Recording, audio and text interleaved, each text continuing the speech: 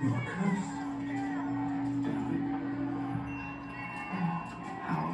Yeah. Yeah.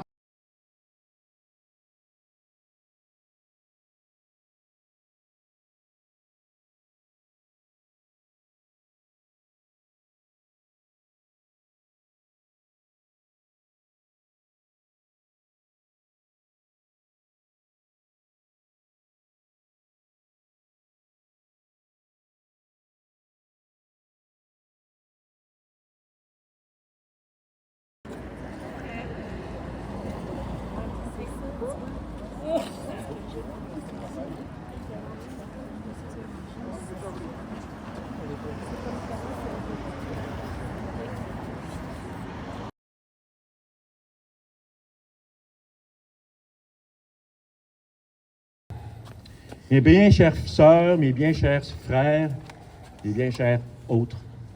Tout d'abord, bienvenue à tous en ce lieu, cher à nos communautés. Bienvenue aux organismes, aux employés, aux bénéficiaires, aux bénévoles, aux passants qui se demandent qu'est-ce qui se passe là, aux concernés de près ou de loin. Merci d'être tous présents et présentes en ce jour et à cette heure. Et avant d'oublier, merci à la TOMS pour l'organisation de cet événement et merci d'avance à la chorale Transmasque et merci pour tout à l'heure à l'ensemble Ganymède. En ce 1er décembre, nous fêtons différents saints et saintes dans le calendrier catholique. Mais pour nos communautés, c'est surtout la Saint-Sida. Dans l'histoire, il n'y a pas... dans l'histoire, il n'y a pas eu que des belles choses. Le 1er décembre 1955, Rosa Parks a refusé de laisser sa place dans un bus au nom de l'égalité. Sa résistance reste un exemple pour chacun et chacune d'entre nous. Nous célébrons aussi... Nous célébrons aussi l'anniversaire de naissance de Matthew Shepard, jeune homme torturé et assassiné parce qu'il aimait les hommes. Et nous avons aussi une pensée particulière pour Alvin Ailey, grand chorégraphe et danseur afro-américain, décédé en 1989, des suites des complications causées par le sida. Mais revenons à nos moutons. Cela peut paraître choquant que certaines, que nous nommions cette journée la Saint-Sida. Et nous le comprenons. Mais il est important pour nous de nommer ainsi cette journée. Le sida est toujours là. Mais pour certaines, pour différentes raisons, il n'est plus important, voire même il n'existe plus. Ce n'est pas le VIH que nous rendons sain, mais bien cette journée du 1er décembre. Pour nous rappeler ce que nous avons vécu individuellement et en tant que communauté. La vie de nos disparus, nos soulagements, nos bonheurs, nos tristesses, mais aussi nos rages et nos colères. Cette journée est importante et nous devons la célébrer ensemble. Avant de se recueillir, nous allons laisser parler notre colère.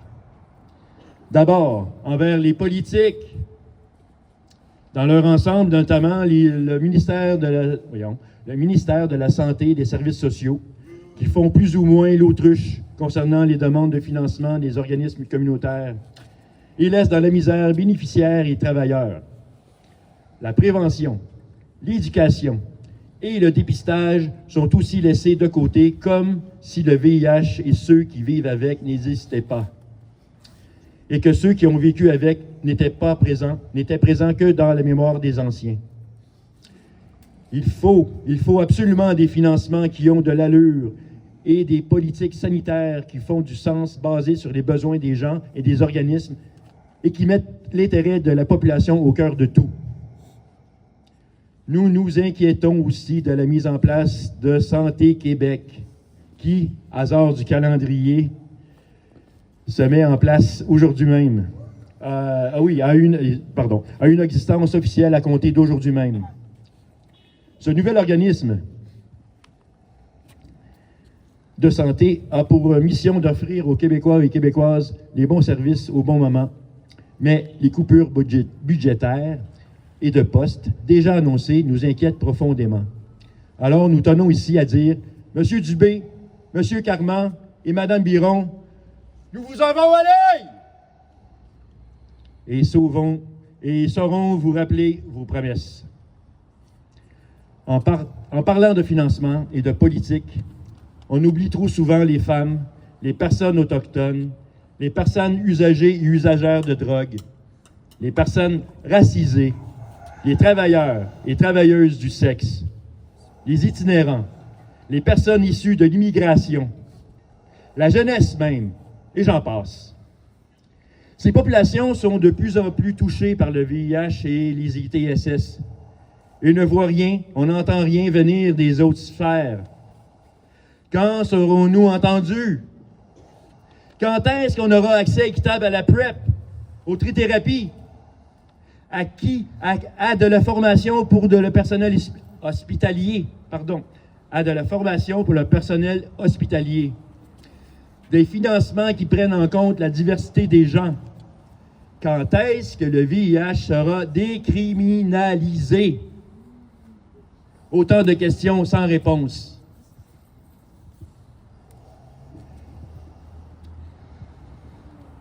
En tant que communauté, nous devons plus que jamais nous serrer les coudes. Je sais que vous vous entendiez, est-ce que ma langue fourche? Mais non. À nous d'aller vers les jeunes, leur parler de nos réalités. À eux de nous soutenir quand c'est le temps. Créons des ponts. Parce que le VIH, c'est l'affaire de tous et de tous. Bon, 2 fois tous, là, mais c'est ça. On tout ça ensemble. Nous avons perdu nombre de nos amis, de nos parents, de nos sœurs, de nos frères, de nos amants, nos amantes, de nos amours, de nos partenaires. Nous pensons et penserons toujours à eux. C'est surtout pour cela que nous sommes réunis aujourd'hui. Nous sommes ici pour célébrer ce qu'ils ont été. Personnes trans, non-binaires, agenrées, femmes, hommes, personnes racisées, usagers, usagères de drogue, travailleuses et travailleurs du sexe, itinérants, immigrés, homos, lesbiennes, hétéros, bi. En tant que communauté, nous avons le devoir de porter ensemble leurs histoires individuelles, leur souffrance, leur colère et leur espoir. Leur joie et à travers nos voix, faire entendre les leurs pour que le combat continue.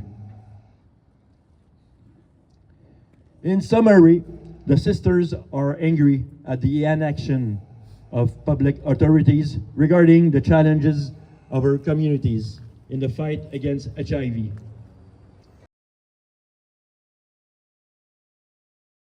Un peu plus près, un peu plus près de toi. Un peu plus près de toi. Un peu plus près de toi.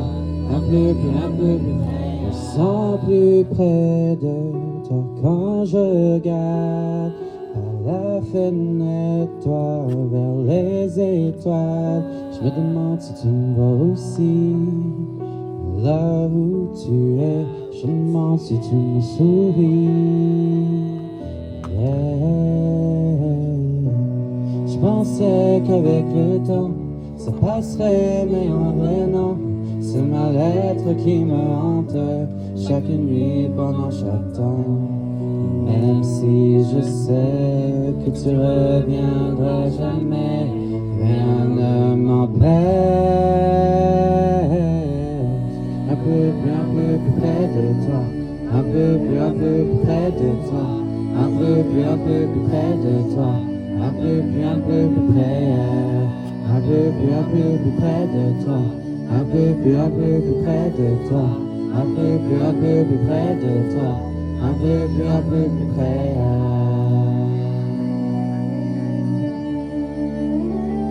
Une revendication. Puis nous allons commencer avec une novice du couvent de Montréal, c'est-à-dire Flora. Flora, la parole est à toi.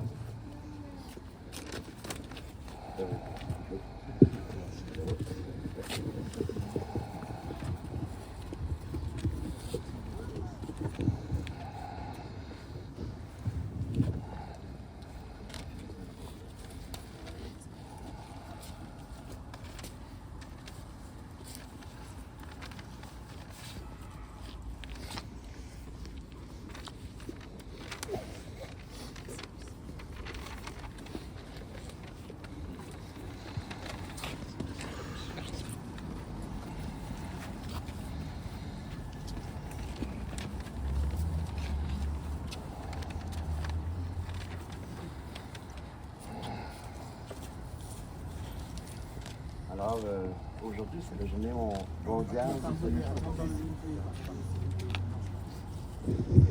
Allez.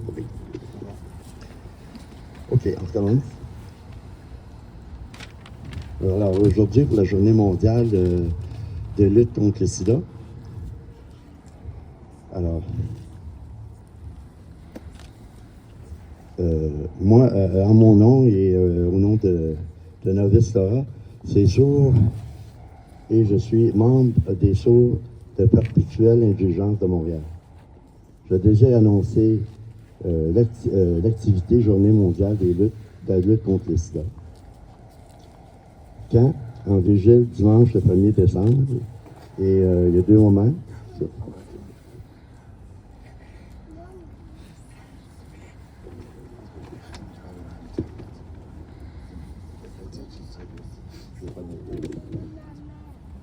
OK, c'est bon. Alors, c'est pour la diffusion de la santé et les choses du Québec. Alors, c'est au nom de Michel et Michael Deroy, on signe comme ça son nom. Et lui, depuis, a beaucoup participé à l'administration concernant l'organisme. Et il a participé à travers la province de Québec concernant les personnes sourdes, parce que lui-même vivait avec le VIH, puis il était sourd aussi. Alors, il a rencontré un peu partout les communautés à travers la province de Québec.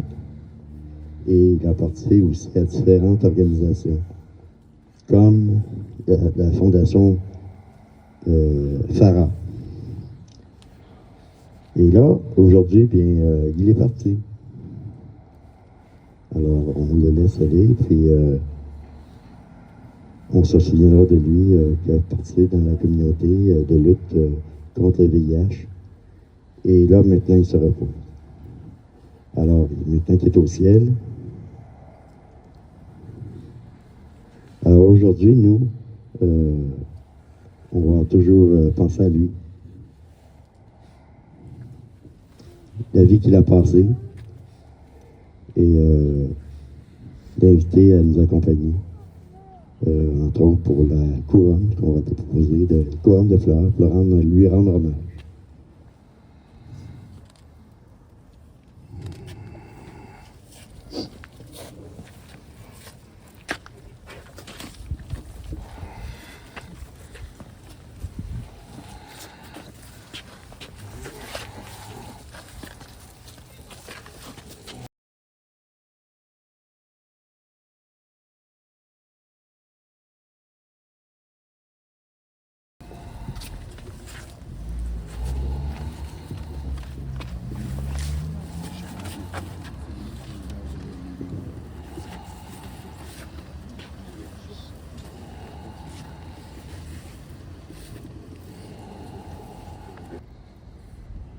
Léopold,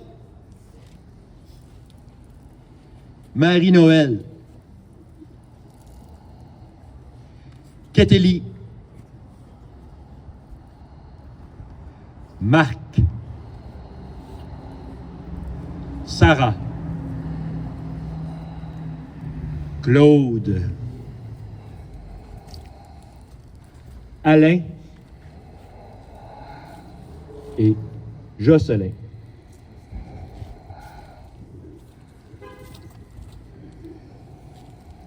Nous allons maintenant offrir le micro à celles et ceux qui souhaitent partager leur histoire, une anecdote, une revendication. Et donc, il y avait M. Jordan Arsenault de la Tom's. Merci beaucoup.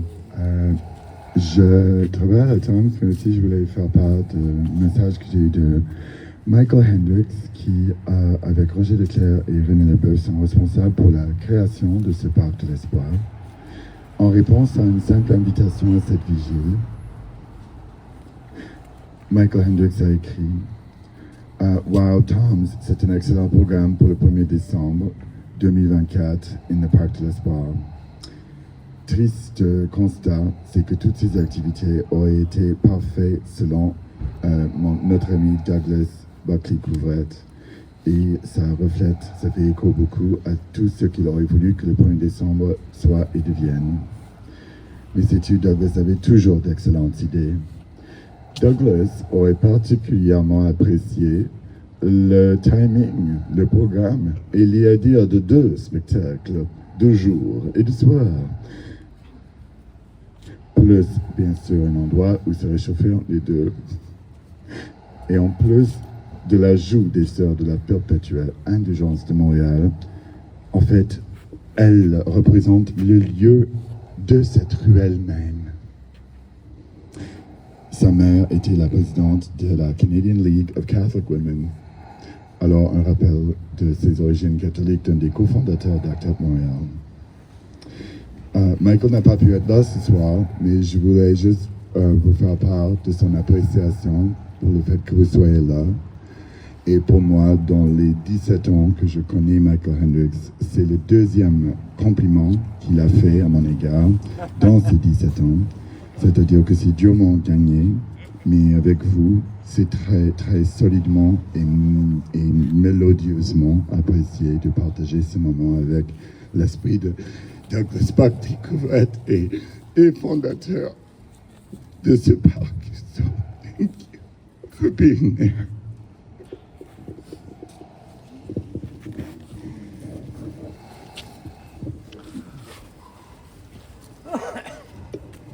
Si d'autres personnes souhaitent prendre la parole, je serais ravi de laisser le micro.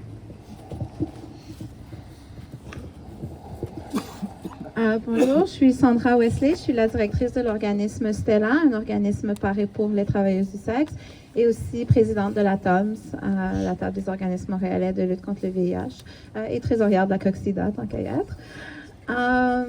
On est aussi au Parc de l'Espoir, et en venant ici, je pensais au nom Parc de l'Espoir. Puis personnellement, je suis très fâchée tout le temps, et l'espoir, c'est pas un sujet que je parle très souvent, mais je pensais à l'espoir que notre mouvement avait à ses débuts, à la création du parc, lorsqu'on a commencé à faire des vigiles. Et où est-ce qu'on en est maintenant? On a des victoires. On a maintenant des gens de notre communauté qui, plutôt que de mourir du sida, eh bien, meurent de vieillesse ou de d'autres problèmes de santé. C'est quelque chose qui était un rêve à une époque, mais beaucoup de ces personnes-là meurent dans la pauvreté, meurent tout seuls, dans des conditions de vie qui ne sont pas du tout l'espoir qu'on avait à l'époque. On a des personnes utilisatrices de drogue qui attrapent beaucoup moins le VIH, qui en meurent beaucoup moins, mais qui meurent tous de surdose. On a des femmes qui arrivent à avoir des enfants. On a des enfants qui naissent pas avec le VIH, mais qui n'ont pas nécessairement d'espoir pour le futur, qui ne voient pas une économie qui fait du sens, qui ne voient pas une vie qui est bien pour elles, qui vivent encore avec le stigma, qui doivent encore cacher leur famille, ou à leur école, s'ils veulent parler du VIH, on leur dit encore que c'est pas un sujet approprié pour les enfants. Pour nous, les travailleuses du sexe, on avait des grands espoirs avec le mouvement des années 80-90. On se voyait un jour décriminalisés, avec des bonnes conditions de travail. On est ici maintenant, oui, certes, on a moins de VIH, mais on se fait encore assassiner. On vit encore de la violence, on est encore criminalisé. On espérait que notre mouvement puisse être un mouvement décolonial. On espérait que nos communautés autochtones puissent y trouver une libération qui est commune à celle aussi des personnes migrantes qui sont victimes de la colonisation au niveau international. Et on est dans une société plus raciste que jamais, où même l'Assemblée nationale maintenant ne le reconnaît même plus que le racisme, il existe. On voit que la majorité des femmes autochtones assassinées, disparues, demeurent des travailleuses du sexe, et des femmes qui utilisent des drogues, des femmes marginalisées. Donc, on avait beaucoup d'espoir, on a des victoires, on a fait beaucoup d'avancées. Mais on voit encore des gens qui, dans le communautaire, on arrive à leur donner la PrEP et des dépistages, mais si elles veulent un psychiatre ou si elles veulent un médecin de famille, on n'a rien à leur donner. C'est seulement si on est un vecteur de maladie qu'on va nous soigner pour ça, mais pas pour toutes les autres choses qu'on a besoin. Et la liste continue.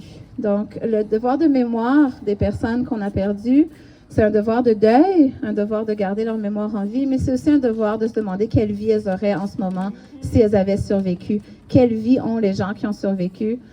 Et on a besoin de se remobiliser. On a besoin de redéfinir l'espoir qu'on recherche de se rappeler quel monde on envisionnait, pas le monde que les petites miettes de politique gouvernementale nous ont donné.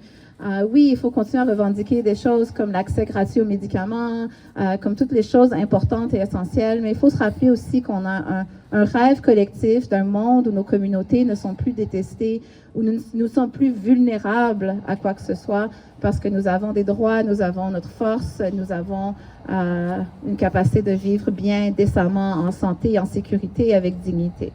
Donc, merci à tout le monde. Ça fait toujours du bien de voir beaucoup de personnes présentes encore assez vigiles, parce que le reste de l'année, on a souvent l'impression que l'attention n'est plus là. Donc, merci à tous d'être venus aujourd'hui.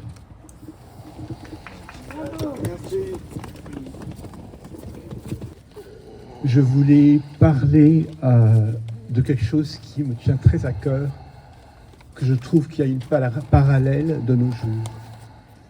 C'est le fait que beaucoup d'entre nous et beaucoup de personnes que nous aimons,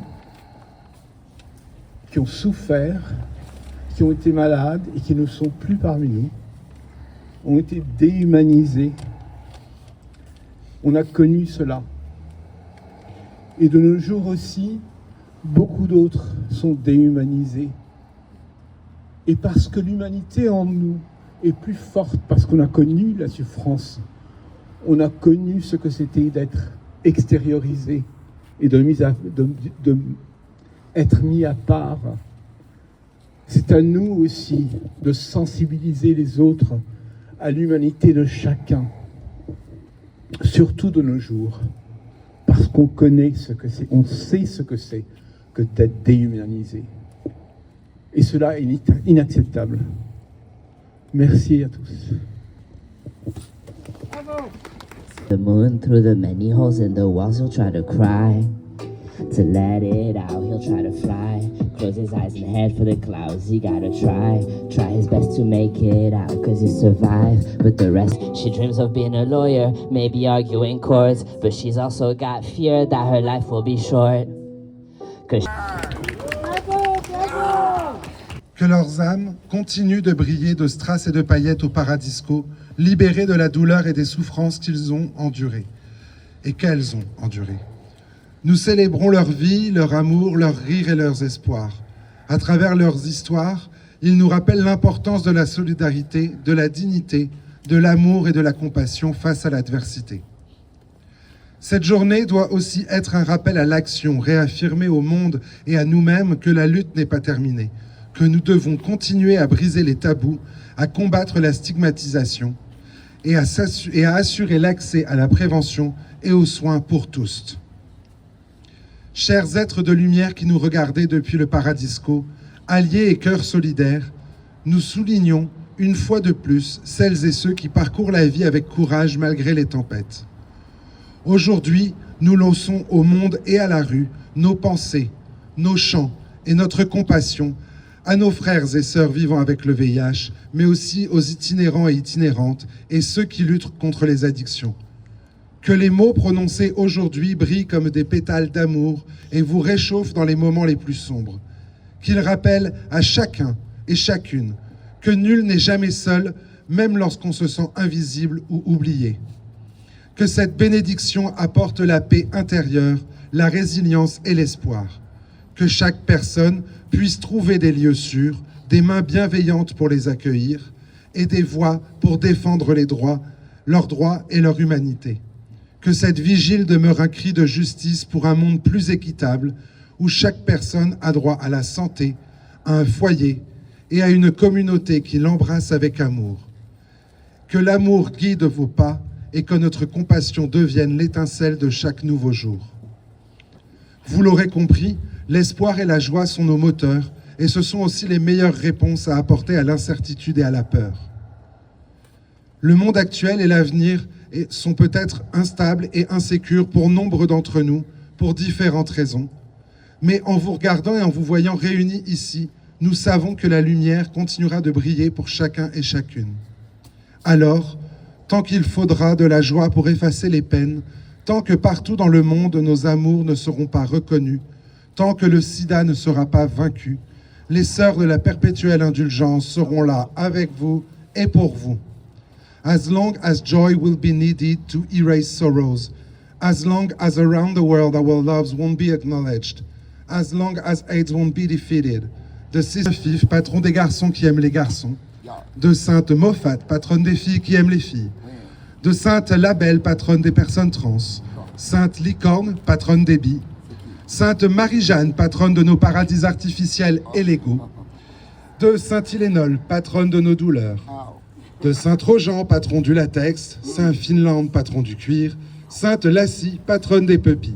Sans oublier, attention ça va vite, sans oublier, donc Saint Condon, Saint Gant de latex, Sainte Digue dentaire, Sainte Prep, Sainte PPE, Sainte Seringue à usage unique, Saint Gel à queue en 2 mots, Saint Crisco et tout ce qui nous aide à glisser, et bien sûr de Saint Jude et Saint Rita, patron des causes désespérées et donc des hétéros. Il faut excuser la langue qui fourche, hein, moi j'en peux plus, hein, ça fait 1 semaine que je suis sur le trottoir.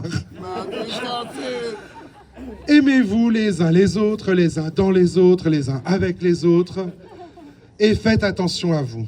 Soyez bénis. Amen. And women, all in between, and all the others. Allez-y, voyagez en paix.